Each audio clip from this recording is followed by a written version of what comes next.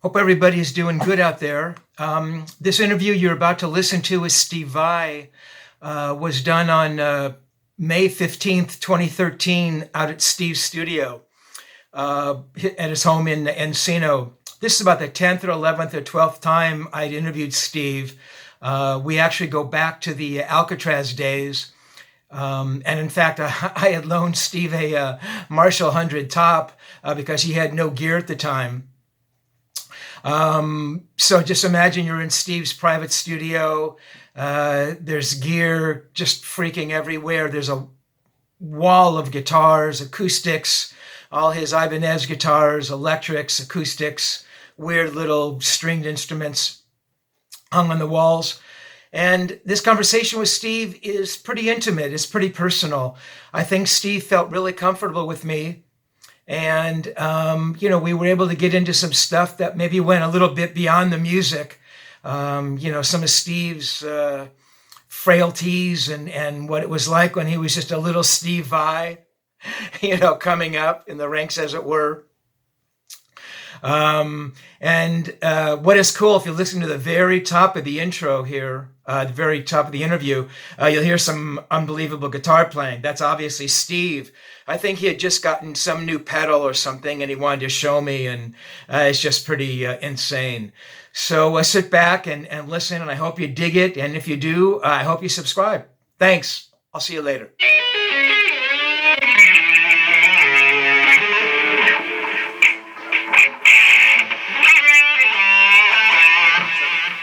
That's freaking great, man. All right. That's great. This place is amazing. Isn't it cool? Oh my gosh. I know. I come in here and I think, what do I think I am? No, it's a worthy tool for you. You know what I mean? I feel rockets of appreciation every time I come in here.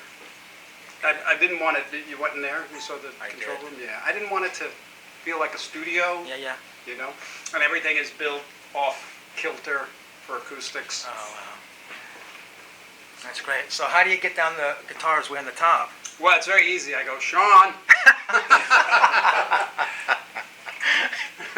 Sean, can you get me that guitar? Yeah. Steve, do you need those glasses things right now, or are you just sitting? I think I'm okay right now. Okay, good. All right. So I'm going to start running around grabbing stuff. Okay.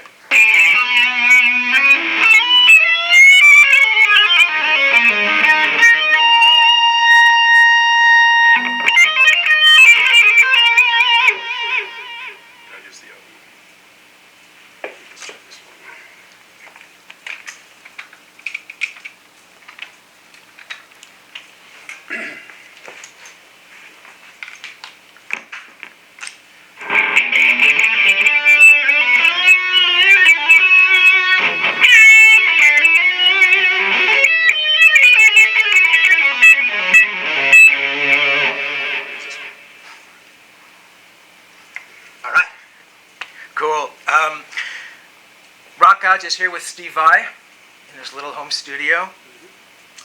Steve, in our last conversation... Steve Vai is here with Steve Rosen. You are way too kind. Though we do go back a ways. Yeah, we do. Back to Alcatraz. And that's about as back as you can go. Well, there's Frank. There's Frank. Didn't know each other then. Yeah, very cool. In our most recent conversation, we were talking about the story of light. You had said to me, which I thought was an incredibly interesting quote, a lot of times we put these roadblocks up and they consist of things like, oh, well, I don't know what people are going to think of this, or I can't do this, or isn't this going to be accepted. When you kind of let go of that stuff, I think it's where you really become a true artist, where you let go of what those preconceptions are, and that must be an incredibly difficult place to get to. Well, I think it's a different process for different people. Some people, those kind of insecurities are not even on their radar. They're overwhelmed with confidence. And some people feel like it's something they need to overcome, and perhaps it is. But some people retain those insecurities. But you're talking about people that actually do go on to create art or music or great things, their creative impulse and their vision for some kind of a unique ideal or project, it just is overwhelming. It trumps the insecurities, and that's when you see artists that just have no choice, and sometimes they're very torn. Great artists suffer sometimes, because when you have the desire to create, it's an impulse that we all have, and it's beautiful. Some people believe it's the reason we're here, to create. But then, the ego needs gratification. It needs to feel like everybody wants their work to feel like it's appreciated, like it's accepted, like it has a place. And a lot of times there's a lot of conflict in there, especially when you put your work out into the world and it's criticized. It can be very difficult for some artists, because when you put your work out there, it's not really a statement of, for an artist, it's not necessarily just something that they do. It's who they are. They believe this is who I am, and in some respects, on one level it is, But when it's criticized, that's why they can take it so personally and become so neurotic. Yet you had, you had success pretty early on, though. Yeah. At least you were being recognized as this person who was bringing something different to the electric guitar. You were playing with Frank at a pretty young age. You did the Alcatraz thing at a pretty young age. Those first solo records garnered a lot of attention. Yeah. Was there still insecurities that you felt you needed to kind of break through? Well, absolutely. There was, to say that I was egoless with, no. I was very sensitive, and to a degree still am, But it was different because at the time back then, where I came from, was this young kid growing up. I had a great, in some levels, a really great childhood, but in some terrifying and, very, very challenging. And, when I retreated into playing the guitar, it was sort of an escape, because it was the feeling of accomplishment, You can't do something and then you work on it, and all of a sudden you can do it. And then all of a sudden you realize that you can think of things and then you can create them. And that's like this feeling of freedom. It's liberation from a lot. So I didn't care what anybody thought at the time. It was just, this is what it's my own little secret. So there was no seeking approval. Do you know what I mean? Matter of fact, I went out of my way to not let anybody know that I even played the guitar. Wow. And then once I started to play out, and then all this attention started coming. In the beginning, there was, just the high school rivalry with other bands, and just the high school kind of stuff. But there was a camaraderie too. We were creating music. And then when I got with Frank, I didn't. The idea of being recognized as one of Frank's guitar players or one of his musicians, it wasn't even on my radar.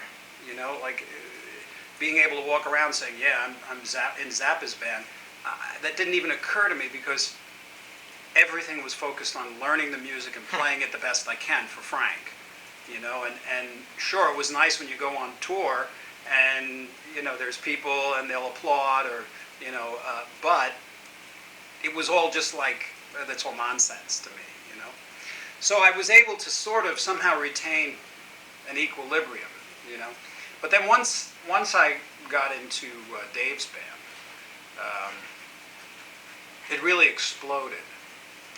And it was interesting because I was in the basement, at Dave's house, rehearsing and then recording, and it was a little cocoon. So I didn't really know. You don't realize that there's a large group of people that have their eye on you. It was just wasn't even on my radar, and there was comparisons being made between myself and Edward because the Dave connection. And it was extraordinary to me that somebody would even compare me to Edward, you know what I mean? Because It was Edward. I just felt like this guy that was just in a cool rock band, you know. But then all of a sudden, you know, you become kind of famous overnight, and it had an effect on me, you know. I started to become very aware because all of a sudden things were being said in the press, and you know, when heroes of yours are actually mentioning your name, it's like, oh. And then you start to feel like you've got to retain this kind of awareness. You know, you got to retain your status, and then all the things kick in like guitar polls and you know this kind of thing, and that had an effect, you know, because the ego just, you start believing who you are, you know. Someplace in the back of my mind, I knew it was all kind of just like a play, you know, and it was going to come and go. So when I joined Whitesnake, I think my my ego was probably at an all-time high, you know. I was a prick, you know.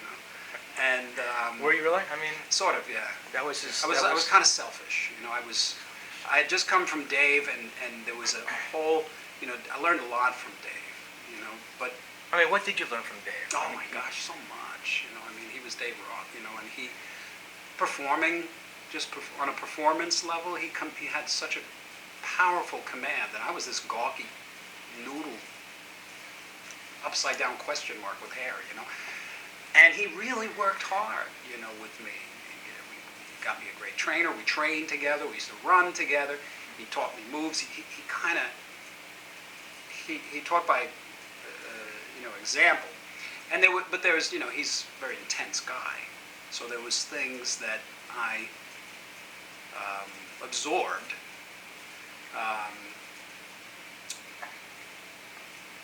And there was a lot of other things I learned from him. You know, he has an incredible work ethic.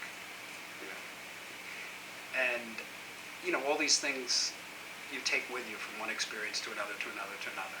You know, and when I had gotten into Whitesnake,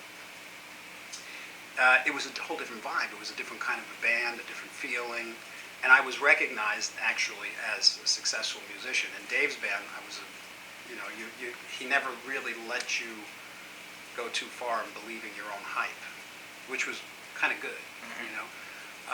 But when Whitesnake, there was nobody governing me, and I kind of went, you know. But then, you know, you experience the consequence of all of your actions. It's inevitable. And through various in other parts of my life, I was seeking other things that had to do with finding yourself. And they have nothing to do with the music business, but they had everything to do with it. So it was a process, you know, of changing. I don't know what the question was. No, man, this is great. You bring up so many interesting points.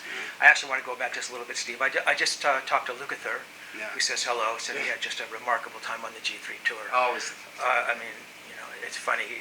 Just as an aside, he had said, yeah, I was going to get up there. I didn't think anybody was going to know who I was, and I was nervous playing with these guys. He's just a remarkable guy. I don't have to tell you that. He's so great. I was talking with Steve, and, you know, he picked up the guitar, and he was playing, and he was kind of noodling around, and then he said with him, it was almost like an epiphany. He said one day he could sort of play bar chords in various positions, and he just sort of understood theory without ever having studied it. Yeah. Was there an epiphanous moment for you, Steve, where you thought, wow, I'm really good at this? I mean, was it a gradual process? Were you one of these guys who was always better than everybody else in high school? I mean, just what was little Stevie Vai like back then? Well, I think little Stevie Vai was very insecure in a sense. You know, I never felt like I was good enough. You know, I always thought there's me and then there's everybody else, and they're great. You know, I would see somebody that could hardly play, and if they got notes to come out, I go, oh my gosh, they just, you know, they're great. You know, like I say, my playing was my own little secret, you know, and it was weird. You know, like I loved listening to Hendrix and Page and you know, Blackmore and Brian May and all the great guitar, Di Meola. I went through it all, and I would learn stuff, but I never felt comfortable playing their stuff. You know, because I always thought, why? they do it so much better, and it's not really me, I just instinctively knew that I had the ability, like anybody else, to have a unique voice. Obviously, there's a lot of influences you can hear in playing, but my first big musical epiphany came, I think I was about 4 years old, and my aunt had this little, this organ, spinet organ in her house, and I would always just walk past it. I didn't know what it was. You weren't allowed to touch anything, and it had these black and white keys, and I just remember walking up and hitting a note when nobody was around, and I noticed that to the left, the notes went lower in pitch, and to the right, they went higher, and at that very moment, I had a profound epiphany, really. I said, oh, that's music. That's what music is, and anything that I heard from that day on, I could see. I saw how it was stacked. I can see it's that instrument playing those notes, and that's what they're doing. And then the biggest epiphany came right after that, a moment after that, where I realized I can create music using these combination of notes on any instrument. And it's an infinite creative outlet. And all of a sudden when I just started hearing these things, I didn't realize it at the time that, I thought everybody hears music that way. I didn't realize till later that usually musicians, people that have an inclination or a natural musical ability, a natural musical awareness, hear things that way. And that was, I think if I have any gift, it's that. Playing the guitar was, I'm not natural at that. I had to work really, really hard. And I always thought that even though I felt like I wasn't really great, that I sucked, I still loved it. It was my own little secret. And when I sat and practiced all day, it was like you get this sense of achievement, and it restores your dignity. And that becomes addictive. I do. I understand that. So there was various times through my practicing regimes where I would have these little epiphanies. And when I was in high school, I had this tremendous music theory teacher that grilled me for 6 years. He taught me music theory, everything about theory, and I understood it. I had a real problem with English and like history. I can't remember dates. I can't I failed all of that stuff, really. I'm not an intellectual, at that level. But music was always just something I absorbed, and it was like, okay, I get it. That makes perfect sense. And a lot of musicians are intimidated by music, written music. And you don't have to know it to be a great musician. Being an effective musician comes from someplace completely different than your intellect. Sure. Great things, interesting things can come from your intellect, powerfully interesting things. But really, deep, moving things are beyond the intellect. So through our life, we have various realizations that continue to change. If you grab onto one realization and make it your identity, you really can get stuck, because we create our identity. I'm the guy that won this award. I'm the guy that this happened to when I was a kid. I'm the guy that, I'm the one da-da-da-da-da. And really who we think we are is just a bunch of mental concepts of things that happened in our past,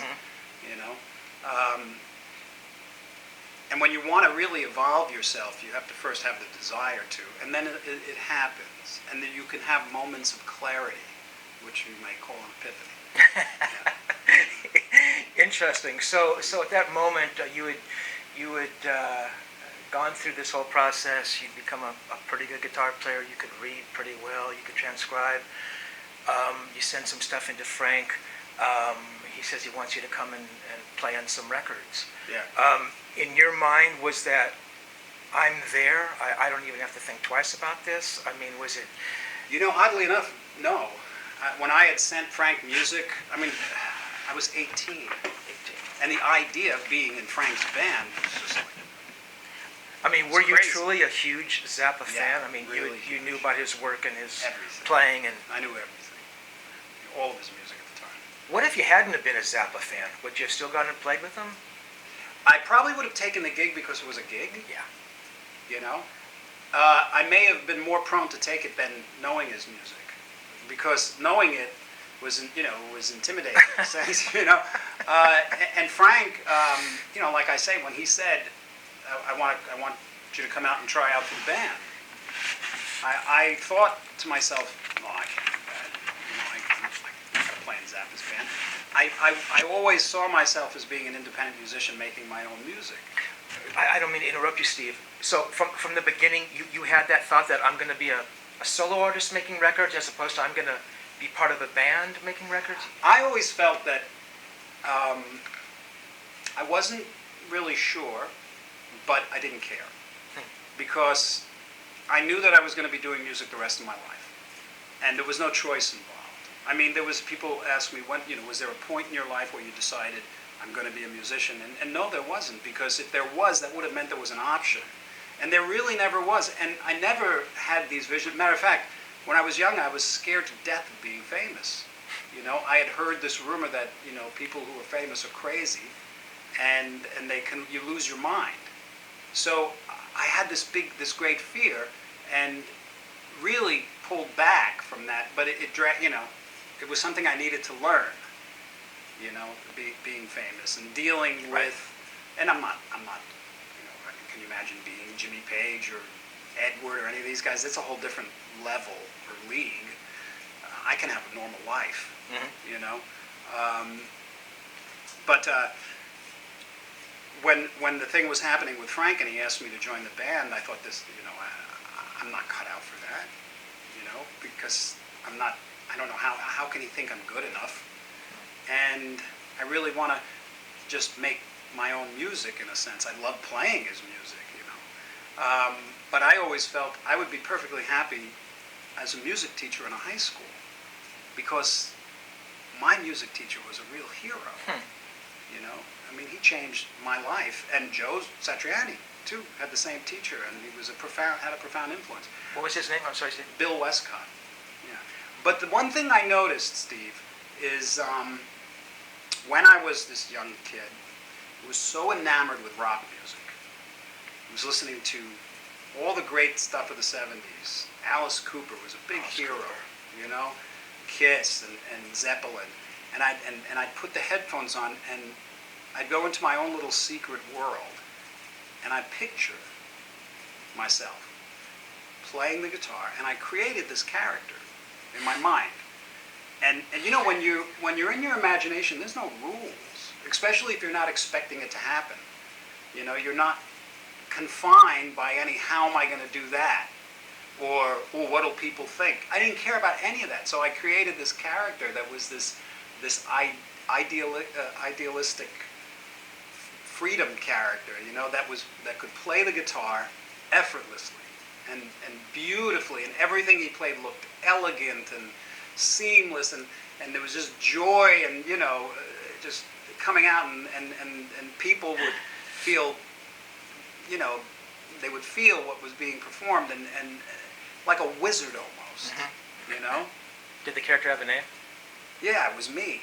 So it was Steve Vai. I mean, In my head, it wasn't yeah, Mr. yeah. Roboto or something. It was Steve Vai. No. I It see. was like, boy, it would, and I'd listen to my favorite music, and I'd just picture that character, and I chiseled it, and you become what you think about, and you become a self-fulfilling prophecy, and that vision was more powerful than anything, and that was my playing morphed into that character. You know what I mean? I still work on it, it wasn't until way later in life that I realized that that's why you're doing what you're doing. It's because you visualized it and you never let go. And I never thought about the how. And I never cared. It's like I never worried about the money or the fame or anything like that. The only thing I think I ever really worried about later on was just things that most artists worry about, even though they tell you they don't. Record sales, ticket counts, chart positions, things that will enable you to do what you want to do grander and grander, That's all an illusion too. Letting go of that is very difficult. I'm sure. You know, it's very difficult, and still to this day, you know, when I'm going to go on tour and you know, I see the venues, you know, part of me is like, oh, I really wish I was in these big, beautiful theaters. You know, I don't want an arena, but I'd love a theater. And then sometimes you're in a dumpy club, you know. But when it comes down to it, those are all just peripheral thoughts. Yeah, yeah, yeah. You Are What You Is the first Zappa record. Not really, no. It wasn't. That was the first one I started to record, but then I went on tour.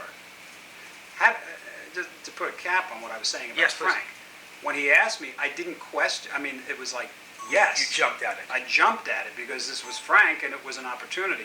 But in the back of my mind, I thought, this is really bizarre. What can Frank Zappa possibly see in me? You know, I mean, I thought I sucked. You know, I never felt good enough. And in a sense, that's a sign of greatness too, because Right. we're always, you know. Right. And I told him I was 18, and he said, forget it. Seriously? Yeah. He said, how old are you? I said, 18. And he goes, okay, forget it. So I said, oh, I'm not forgetting anything. He hired me to transcribe. So I started transcribing, and then I moved out to California on my 20th, the day after my 20th birthday. And then I started going up to the house, and that's when, you know, all that started. So, why was the fact that you were 18 made you ineligible to join his band? It was just too young. I mean, When you're 18, I mean, there's the peripheral things that come you can with that. many people have many 18-year-olds have all the tools they need to do something like that. Mhm. But Frank, in his infinite wisdom, there's certain. It's like it would be like having his son on tour or Mhm. something, you know, almost like a child, you know. I mean, not that an 18-year-old is a child, but to do the rigorous kind of things that are needed when you're on tour, it can be a real challenge. Mhm. And I guess he just felt, you know, and I thought, well, it's too bad I'm moving out there and I'm going to be in the band anyway, you know. Yeah, interesting. So what was the first Zappa music you played on? Well, it was You Are What You Is, but when I moved out to California, I I see. started going up to the house, and then I started recording, and then he put a band together and went on tour, and I was in the band, and then he released a live record from that tour. Buffalo. No, not it was Buffalo. called Tinseltown Rebellion. Hmm. And then, so that was the first record that I actually appeared on, I think, Frank, and I believe so. And then You Are What You Is came after that, and then just tons of records. I don't even know how many. I think one like 20 Zappa albums. or Wow. So the tracks were recorded, Steve, and you came in and did something. Yeah. solos and overdubs in his studio with Frank, Yes. kind of. Oh yeah. So I Sitting mean, there just like me and him. and so you'd hear a section, and Frank would say, "Here's the it's B minor to A, Steve. You can." Well, it's according to what the song is and what he wanted.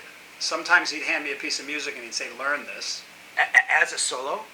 No, as a written melody Oh, part. I see. Oh, I see. You know, I and see. I'd learn it and I'd come back and he dealt with all the, or him and his engineer, you know, they set up the sound. I I see. mean, this one track that I did on You Are What You Is, it took them 6 hours to create a guitar sound.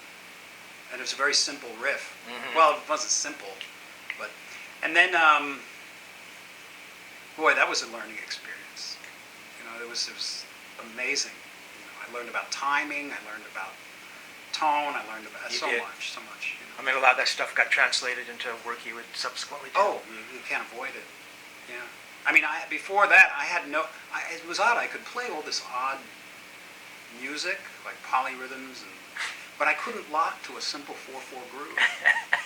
I never spent any time. I didn't even know what grooving was. It's so funny because I mean, all those bands you were listening to, Alice and Zepp. I mean, they kind of, that's kind of really what that. It's all groove, and I would play along rhythmically, but to lock, you know, to actually lock with a drummer and make a track speak, make the guitar speak with the drum and lock, and it was a mess, man. At Berkeley, we were just honing our chops, not our tone, not at least for me, not my tone, Yeah.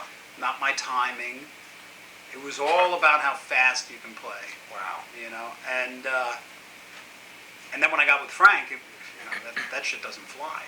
Yeah, yeah. It's good for certain things, but you know, through him, I really understood that you need to put your attention on other things. And when I realized how bad my timing was, which I say it was odd because I could play all this absolutely insane complex music that should never have been played on the guitar. And because it was, in a way, it was simple for me, because my approach to it was this: well, here's a piece of music. It's this long, X amount of pages of terrifying music. But to me, it was such a beautiful thing, because I knew, and there was no doubt, and this is the only way I was able to achieve that stuff. And a lot of people feel this in their own field, that they feel natural in. You do it when you're writing, and cooks do it when they cook, and contractors do it when they build, and bankers do it when, you know what I mean? You have a vision for something, and you know unequivocally that I can do this. And that's the only way you achieve things. So the way that I approached this stuff mentally was, I would just take one bar at a time, one beat at a time. Sometimes it would be half a beat at a time, and figure out the fingering. And it was such a joy, because I knew I was going to play this piece perfect. And you do it really slow, whatever it is, and you struggle. Is that the note? And then now let me try it here. Okay, so this is in 5, and that's a 17/3 with a nested tuplet. Okay, I understand it intellectually. Now let me try. And very slow, very slow. And then, okay, got through it. Now let me do it again. And then I would take bar by bar and do it until I could play it perfectly. Like perfectly. 11 times in a row without making a mistake. And if I made a mistake, I'd go back and have to count over. This is And then eventually, when you can do it, and how can you not, if you take that approach, then you make it a little faster. And then you make it a little faster. So it's an incremental building process of one little goal after another.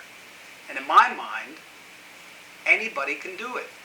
I still believe that to be true. And it doesn't necessarily have to be complex music. This is the approach to anything. You have to first, it has to resonate with you. And you have to have the unequivocal belief that it's possible. You know what I mean? And then you find great joy. And the going through it is the joy. Sometimes after the piece was recorded and done, I feel like a little, post-depression, because I did it. And you say, okay, well, here's another piece. And So, that was my approach. Yeah. And that's how it had to be. Some of Frank's musicians didn't have to be so forensic about it, because they just were like, okay, I can sight read this shit, Forensic, that's such a good word. Yeah. So, when you look back on that Steve Vai playing that Frank Zappa stuff, how would you sort of characterize that player back then? Was there a chance for you to sort of, bring something of yourself to that music, since everything was pretty much kind of scripted for you? Not to any great degree, because my role and Frank was one of Frank's brilliance, one of his real brilliant overviews is his ability to find a music, intuitively understand what the potential of a musician is, right? And have them do that. He never expected you to do something that was out of your comfort zone, or not in your ilk. I should say out of your comfort zone, yes, but within your potential. Gotcha. So he would see that, well, I think you can do this. So he pulls you out of your comfort zone in closer to the thing that you're probably really good at. But he would never ask me to sing something that, like, Ike or Ray, and he'd never have me play rhythm like someone like Ray, who had a really great funky sense of rhythm. He said, that's just one of your weaknesses. I'm not even going to go there with you, because you have so many strengths here. That's where I'm going to push you. And he did that with all of his musicians to suit his music. Right. So within that, some musicians were very capable of like Tommy Mars, when he would improvise in a particular realm, it suited Frank's music very well. So Frank would give someone like that more space, or someone like Vinny, the drummer, Vinny Colaiuta. He would get a lot of space to really open up, really. So, in ways that Vinny, I don't know if he has the opportunity to with other bands. I don't know, but I've never seen it. Yeah, interesting. I mean, Steve, were there some intense moments with Frank? Steve Vai, playing that properly. I mean, did it get heavy with Frank on, Yeah. Not so much because I wasn't playing something properly, but because of my naivete, and my inexperience. Yeah. Sometimes he'd have to give me this. Interesting. And sometimes, with Frank, when you had a conversation with Frank, he was very present. He was very present in anything he did. When he was making his music, this was what was happening, and that was it. He wasn't planning in the future, and he wasn't worried about the past. And that's how he was able to create so much. And great, prolific artists are in the moment, And Frank was very present. And even when you were having a conversation with Frank, he was so present that he would listen. It was almost intimidating because he hardly heard, it was like he didn't even hear the words you were saying. He felt what your intentions were, So, and you better be prepared to hear the truth, because he was going to give it back to you with no excuses, no placating, with exactly what you were resonating. Yeah. In at the drop of a hat, and you better be ready.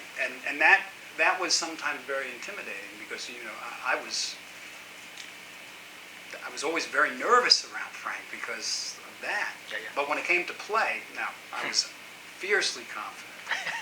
And I was like, okay, well, oh yeah, you want me to play this? Oh yeah, watch this. Not only am I going to do that, but I'm going to do this. Oh yeah, it was just like. But when it was come time to talk, he was a great conversationalist. Even with me, I felt like this young kid, he listened very carefully, and it was just part of his intuitive ability. Yeah. But then, at times you push his patience, and you get the what did we used to call it? You get the clamp. Pops gave you the clamp. Gotcha. And I got it all right. Yeah, funny. Steve, in '93, on that Zappa's Universe record, you did a version of Frank's Sofa, which garnered you the first of one of your first 3 Grammys for Best Rock Instrumental Performance. It was a wonderful adaptation that you did. A couple questions. What made you sort of choose that song? And you'd already done some solo work, obviously, before this, but did your interpretation and the textures that you used on that song sort of tell you, well, people kind of got that, and maybe I should expand on that on subsequent records? So how did you choose that song, and did the sound and what you created on that record sort of point you in a direction? Yeah. Well, when I was with Frank in the third touring year, we used to play Sofa, and I used to play the melody. I see. And it is a profoundly beautiful melody.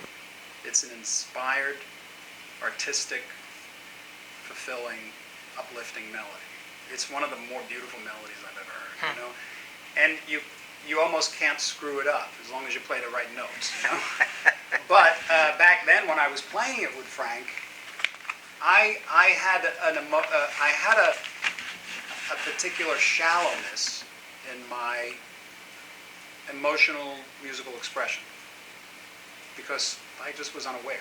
It was all about, these are the notes, and this is the vibrato, and being really emotional and passionate about, or investing a piece of music with with emotional investment, so to speak. It was kind of off my radar. I would do it at home when nobody was around, but it was my own little secret. Oh, I see.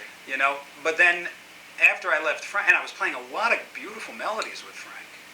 He gave me some beautiful Redunzel. You ever hear that? Oh my gosh, there's so many beautiful Frank melodies. But then after I had left Frank's band, and I started making instrumental music, and Jeff Beck, was blow by blow and wired and all this stuff. The voice of the guitar as an instrumental instrument holding a melody, that became a very viable thing. It was very popular. So, and I did it even in college, and everybody, a lot of people did it, but I realized that playing melodies on the guitar is a great way to express nuances of your personality and whatnot. And when it came time to do Sofa for this concert, I was invited, and it was offered to me. I did like 3 or 4 pieces, and Sofa was one of them, and I was thrilled because I knew that at that time my ability to have more of an emotional investment in the notes, the phrasing, it all had come so much. So many times I sit and I wish that Frank could hear some of the ways that I play now, because it's so much more mature. I mean, back then I was a trusty little robot, put the music in and it comes out, But with the performance of Sofa, it was a beautiful way to bring a personal dimension to the music. That is so cool. Steve, just jumping back just a little bit. After the Passion and Warfare record, which is your most successful record to date? Yeah. You'd said to me, guitar players in the 80s were trying to outplay our influences. I just thought that was such a wonderful line, because you can hear, and I think you meant it in both a positive and a negative way, because you went on to say people like Jimmy Page talking about our influences, Brian May and Ritchie Blackmore.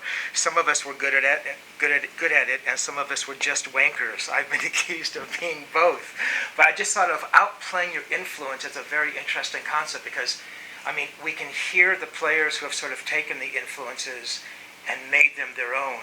And we can hear a lot of players who have sort of taken the influences, tried to outplay those influences. And, they may have this surface technique, but inside the creativity is a little bit missing. So we think of you and Eric Johnson and Yngwie maybe taking Ritchie's thing. So I just thought that was an interesting concept about trying to outplay our influences. Well, what I meant by that is everything you were saying, but also it's about evolution. Not just in the music business, but in everything. I see. The world from now to now is different, and everybody's contribution is valid, because whatever you do, especially if you're fortunate enough to find that creative element, and it's there in everybody, in equal degrees. It's just the blocks that we have, that we create. I'm sorry. So you're saying that if I sat here and practiced for the next 10,000 hours, I could play like you? I'm not saying your style, but even technically I could play what you play? When you say well, when you're talking technically, there's for some people there's obvious limitations. If they have one finger, and even then you can do great things.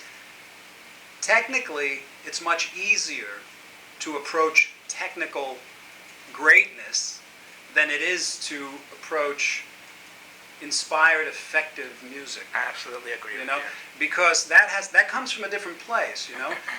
Intellectually, I can explain to you how you can become a guitar virtuoso, and I did when I told you how I practiced that Frank stuff. Right. Just apply that to everything until it's perfect, and put the hours in. And yes, I don't even think you need 10,000 hours. What you need is the desire and the belief that you can do it.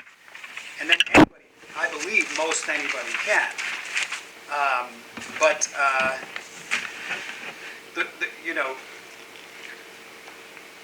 We see, when we come into the world, we look at the world and we see what's available, and that becomes, and we build a belief system, personal belief system. You see things that make sense to you. Some things make sense to some people, and they make different kinds of sense to other people. But when something makes sense to you, then you start building a belief system. And once you build a strong enough belief system, it becomes your reality. Then it's your truth. Well, first it's your truth. This is what I believe to be true.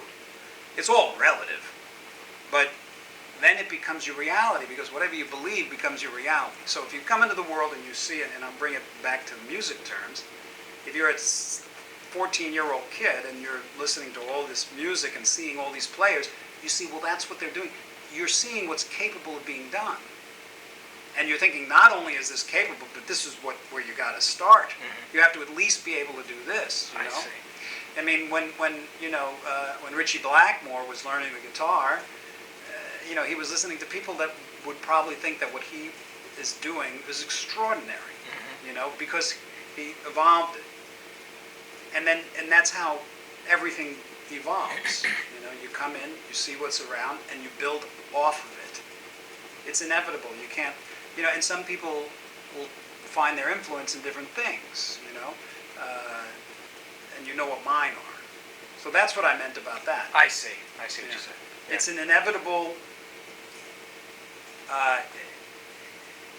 it's the inevitable march of evolution. It's inexorable.